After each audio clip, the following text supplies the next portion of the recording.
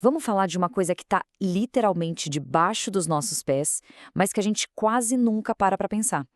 Hoje, a gente vai cavar fundo para desvendar os segredos do solo e entender como ele pode liberar o potencial máximo de qualquer planta. Sabe como é, né? Às vezes a gente tem duas plantas lado a lado, parece que recebem o mesmo cuidado, mas uma tá linda, viçosa e a outra, coitada, tá lutando para sobreviver. Por que será que isso acontece? Pois é, a resposta para esse mistério quase sempre está no cardápio. E o cardápio da planta é o solo. Pensa nele não como simples terra, mas como um restaurante de onde a planta tira absolutamente tudo o que precisa para viver. Entender esse prato de comida é o segredo de tudo. Para fazer isso direito, a gente vai bancar um médico do solo. Nosso check-up vai seguir 5 passos bem lógicos. Primeiro, a gente entende qual é a dieta ideal. Depois, faz o diagnóstico do solo. Aí trata os problemas urgentes, como a acidez. Em seguida, prescreve o remédio, os fertilizantes e, por fim, cuida da saúde a longo prazo. E vamos começar pelo começo, o básico do básico. Antes de sair jogando qualquer coisa na terra, a gente precisa saber do que uma planta realmente precisa para viver bem. E a palavra-chave aqui é essencial. E não é força de expressão, não. É um conceito científico. Para o nutriente ser considerado essencial, a planta simplesmente não vive sem ele. A função daquele elemento é única, nada substitui. No total, são 17 elementos que entram nessa lista super restrita.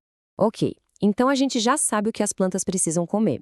Mas a pergunta de US$ 1 milhão é: o que o nosso solo já tem para oferecer? É aí que entra a fase de diagnóstico. Pensa nisso como se a gente fosse fazer um exame de sangue da terra. E ó, igualzinho um exame médico, a coleta da amostra é a parte mais crítica. Se fizer de qualquer jeito, o resultado não vai servir para nada. O grande segredo é ter certeza de que a amostra final seja um retrato fiel da área inteira e não só de um pedacinho. O primeiro passo, então, é ser estratégico. Uma área de morro não é a mesma coisa que uma área plana, um pedaço de terra que foi usado para uma cultura por anos é diferente de uma área nova. Então, a gente divide o terreno em zonas parecidas, as chamadas zonas homogêneas. Cada uma vai ter um diagnóstico só para ela. Aí, dentro de cada zona dessas, nada de pegar a terra de um lugar só. O ideal é caminhar em zigue-zague, pegando um pouquinho de terra em vários pontos. Isso evita que um único local, que por acaso seja muito rico ou muito pobre, acabe enganando a gente e distorcendo o resultado. O que a gente busca é a média real daquela área. E na hora de coletar, a gente primeiro limpa a superfície, tira folha, mato, e aí sim tira uma fatia de solo. A profundidade aqui é fundamental. A gente foca nos primeiros 20 centímetros, porque é ali que a boca da planta está trabalhando, onde a maioria das raízes que buscam nutrientes se concentra. É essa camada que nos interessa. Depois de mandar essa amostra toda misturada para o laboratório, a gente recebe de volta um verdadeiro raio-x do solo.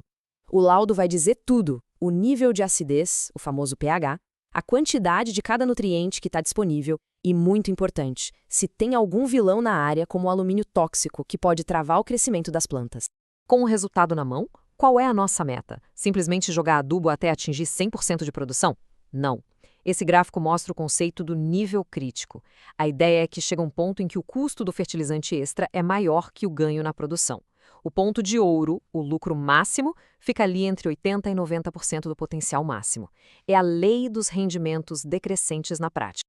Agora que a gente tem o diagnóstico, começa o tratamento. E o primeiro passo, muitas vezes o mais importante, é arrumar o ambiente químico do solo.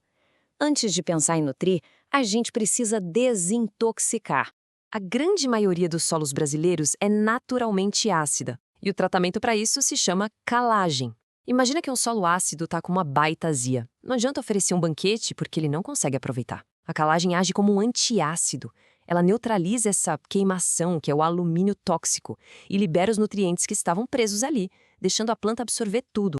Com o pH do solo corrigido, o nosso paciente está estabilizado e pronto para se alimentar. Agora sim, é hora de pegar a análise, que é a nossa receita médica, e prescrever os remédios certos. A base de qualquer adubação é o famoso trio NPK. Vamos simplificar. O nitrogênio, o N, é o acelerador, ele que faz a planta crescer e ficar bem verdinha. O fósforo, o P, é a fundação essencial para as raízes e para as flores. E o potássio, o K, funciona como o sistema imunológico da planta, fortalecendo ela contra doenças e estresse. E esses nutrientes podem vir de duas fontes principais. Os fertilizantes minerais são como uma injeção na veia, ação super rápida, concentrada e precisa. Já os fertilizantes orgânicos são tipo uma dieta balanceada de longo prazo. Eles liberam os nutrientes devagarinho e, de bônus, ainda melhoram a saúde e a estrutura do solo. Mas um solo saudável de verdade é muito mais do que só corrigir pH e adicionar NPK. Para garantir que ele seja resiliente por muito tempo, a gente precisa olhar para as camadas mais profundas. E aqui entra um ponto que muita gente confunde. Calagem e gessagem são coisas diferentes. O calcário corrige a acidez na superfície. O gesso é um condicionador do subsolo. Ele não mexe no pH.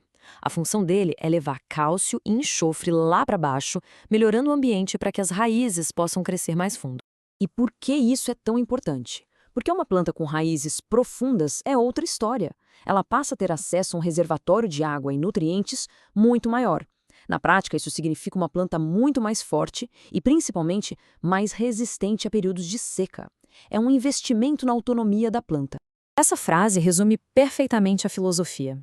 Em vez de ficar só dando comida para a planta a cada ciclo, a meta é construir um solo tão saudável e equilibrado que ele mesmo consiga sustentar as plantas de forma contínua e robusta. Então, recapitulando a nossa jornada de médicos do solo, a gente diagnosticou com a análise, fez os primeiros socorros com a calagem, prescreveu os nutrientes com a adubação e, por fim, condicionou o solo para a saúde a longo prazo com a gessagem. É um processo completo e inteligente. E para fechar, fica a reflexão. O solo debaixo dos nossos pés não é uma coisa inerte. É um ecossistema vivo, dinâmico, que tem uma história e tem necessidades. O verdadeiro segredo do sucesso é aprender a escutar o que ele tem a dizer. A questão é, a gente está disposto a ouvir?